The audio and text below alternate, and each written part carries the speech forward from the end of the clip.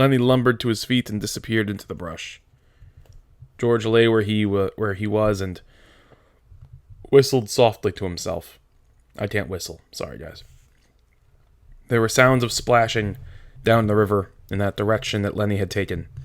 George stopped whistling and listened. Poor bastard, he said softly, then went on whistling again. In a minute, Lenny came crashing back through the brush. He carried one small willow stick in his hand. George sat up. All right, give me that mouse. But Lenny made an elaborate pantomime of innocence. What mouse, George? I ain't got no mouse. George held out his hand. Come on. Give it to me. You ain't putting nothing over. Lenny hesitated, backed away, looked wildly at the brush line as though he contemplated running for his freedom. George said coldly, You gonna give me that mouse, or am I gonna have to sock you? I'll give you what, George? You know goddamn well I want that mouse. Lenny reluctantly reached into his pocket. His voice broke a little. I don't know why I can't keep it. It's nobody's mouse. I didn't steal it. I found it lying right beside the road. George's hand remained outstretched imperiously. Slowly, like a terrier who doesn't want to bring a ball to its master, Lenny approached, drew back, approached again. George snapped his fingers sharply, and at the sound, Lenny laid the mouse in his hand. I wasn't gonna do nothing bad with it, George, just stroking it. George stood up and threw the mouse as far as he could into the darkening brush, and then he stepped into the pool and washed his hands. You crazy fool. Don't you think I could see your feet was wet when you went across the river to get it? He heard Lenny's whimpering and wheeled about. Oh, blubbering like a baby. Jesus Christ, a big guy like you. Lenny's lip quivered and the tears started in his eyes. Oh, Lenny. George put his hand on Lenny's shoulder. I ain't taking it away just for meanness. The mouse ain't fresh, Lenny. And besides, you broke it petting it. You get another mouse that's fresh, and I'll let you keep it a little while. Lenny sat down on the ground and hung his head dejectedly. I don't know where there is no other mouse. I remember a lady who's given to me. Everyone she got, but that lady ain't here. Lady, huh? Don't you remember who that lady was? That was your own Aunt Clara. And she stopped giving them to you because you always killed them. Well, they were just so little. I'd pet them, and pretty soon they'd bite my fingers, and I'd pinch their heads a little, and they was dead. Because they was so little. I wish we'd get the rabbits pretty soon, George. They ain't so little. Oh, the hell with the rabbits. And you ain't to be trusted with no live mouse either. Your Aunt Clara gave you a rubber mouse, and you wouldn't have nothing to do with it.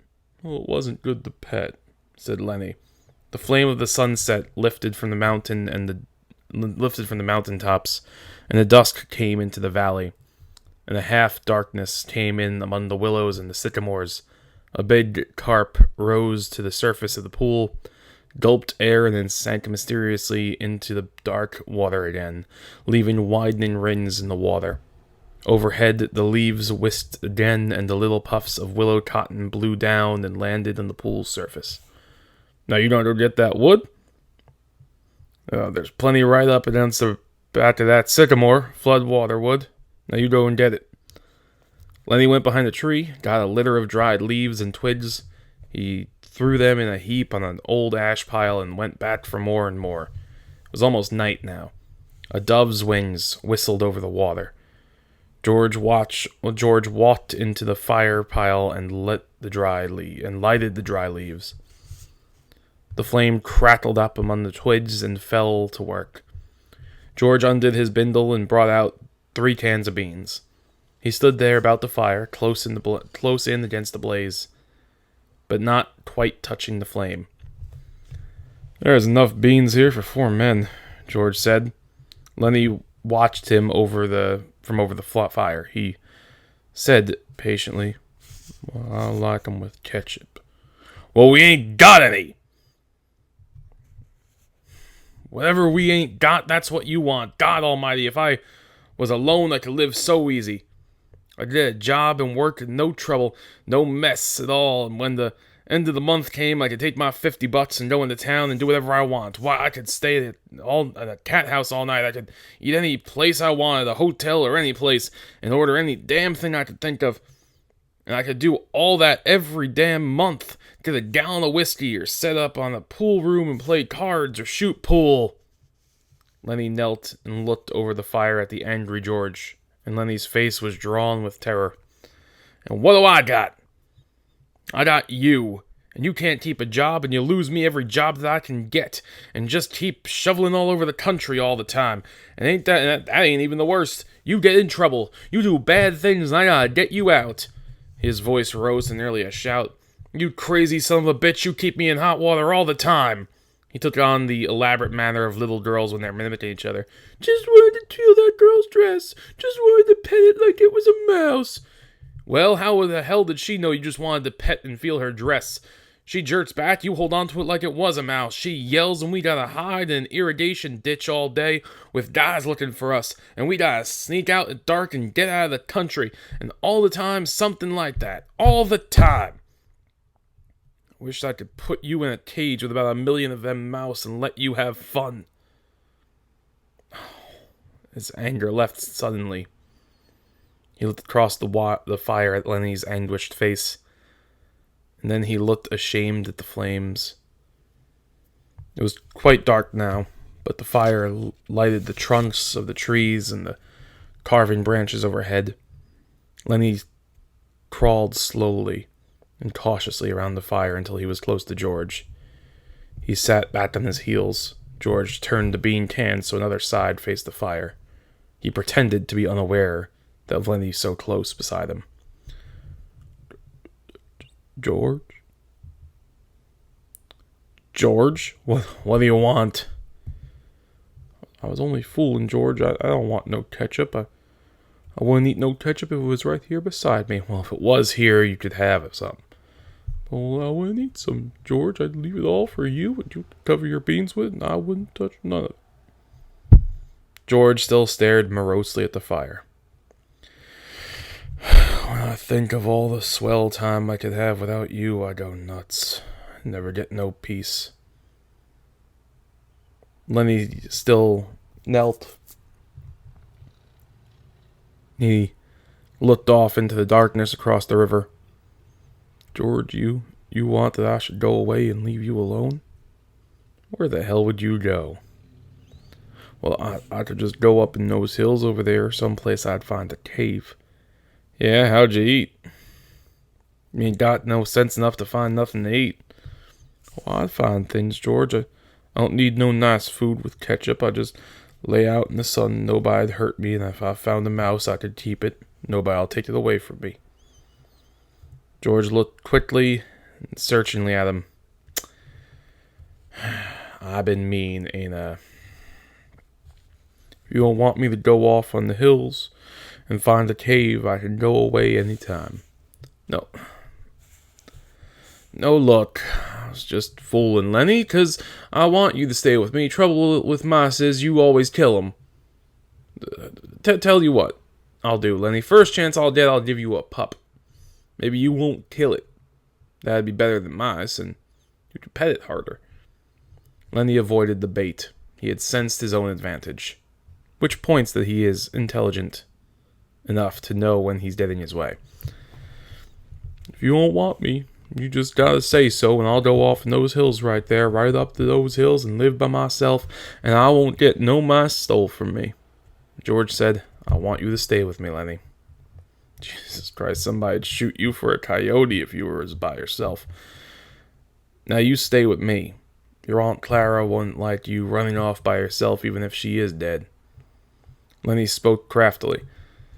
Tell me, like you done before? Tell you what? About the rabbits. You ain't pulling nothing over on me. Come on, George, tell me, please. George, like you done before? Oh, you get a kick out of that, don't you? Alright, well, I'll tell you. And then we can eat our supper.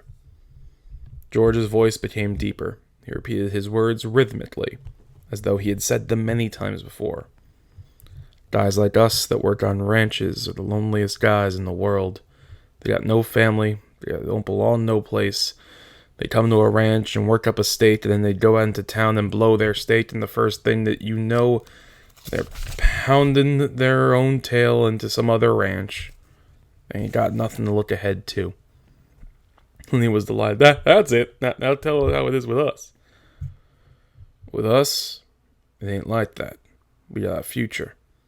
We got somebody to talk to that gives a damn about us. We don't have to sit in no bar room blowing our jet just because we got no good place to go. If them other guys gets put in jail, they can rot for all anyone else gives a damn, but not us. But not us. And why? Because I got you to look after me, and you got me to look after you, and that's what? Go on, George. You got it by heart. You can do it yourself. No, you. I forget some of the things. Tell me about how it's going to be. Okay. Someday we're going to get the jack together. By the way, jack here means money and all the money they make from what work they do. I realize I probably should have said that probably about 2 or 3 paragraphs ago, but we'll do it here. We're going to get the jack together, and we're going to have a little house and a couple of acres and a cow and some pigs and live off the fat of the land, Lenny shouted. And have rabbits. Go on, George. Tell about how we're going to have rabbits in the garden, and how about rabbits in the cages, and about the rain in the winter, and the stove, and how thick the cream is on the milk. You just hardly kind of tell about it, George. Why didn't you do it yourself? You know all of it. No. You tell it. It ain't the same if I tell it. Go on, George. How I get to tend the rabbits. Well, we'll have a big vegetable patch and a rabbit hutch and chickens, and when it rains in the winter, we'll just say, the hell with going to work, and we'll build up a fire on the stove and sit around it listening to the rain coming down on the roof. Nuts. I ain't got time for no more. He drove his knife through the top of the bean cans, sawed the top off, and passed the can to Lenny. Then he opened the second can. From his side pocket, he brought out 2 spoons and passed one of them to Lenny. They sat by the fire and filled their mouths with beans and chewed mightily. A few beans slipped out of the side of Lenny's mouth. George gestured with his spoon. What you gonna say tomorrow when the boss asks you questions? His face, Lenny stopped chewing and swallowed. His face was concentrated. I ain't gonna say a word. Good boy. That's fine, Lenny. Maybe you're getting better. When we get a couple of acres, I could let you tend the rabbits all right, especially if you remember as good as that. Lenny choked with pride. I didn't remember, he said. George motioned with his spoon again. Look, Lenny. I want you to look around here. You can remember this place, can't you? The ranch is about a quarter mile up that way. Just follow the river. Sure. So I remember this. Didn't I remember that I'm not going to say a word? Of course you did. Well, look, Lenny. If you just happen to get into trouble like you always done before, I want you to come right back here and hide in the brush. Hide in the brush, said Lenny slowly. Hide in the brush until I come and get you. Can you remember that? Sure I can, George. Hide in the brush till you come to get... Oh, I'm adding words. Sorry. But you ain't gonna get in no trouble, because if you do, then I won't let you tend the rabbits. He threw his empty cans off into the brush. I won't get in no trouble, George. I ain't gonna say a word. Okay. You bring your bindle over here by the fire. It's gonna be nice sleeping here, just looking up at the leaves. Don't build up no more fire. We'll just lie down. They made their beds in the sand, and as the blaze dropped from the fire, and the sphere of light grew smaller, the curling branches disappeared, and only a faint glimmer showed the tree trunks where the tree trunks were. From the darkness, Lenny called out, "George, you asleep?" "No. What do you want?" Let's have different color rabbits, George. Yeah, sure we will. Red and blue and green rabbits, Lenny. Millions of them. Furry ones, George, like I see in the fair in Sacramento. Sure, furry ones. Cause I can just as well go away, George, and live in the cave. You can just as well go to hell, George. Shut up now. The red light dimmed on the coals. Up the hill from the river, a coyote yammered. A dog answered from the other side of the stream. The sycamore leaves whispered in the little night breeze. That is the end of chapter 1 of John Steinbeck's Of Mice and Men. If you are from my class, then you know that you have to read this for Monday, September 14th. If you are not from my class and listening to this, and you just wanted to listen to an audiobook of Mice and Men, I'm sorry, you're going to hear me doing a bunch of little bits of commentary all the time. It's not going to be perfect. But I do it because I want them to be able to get the best type of education I can provide. That's all. Bye for now.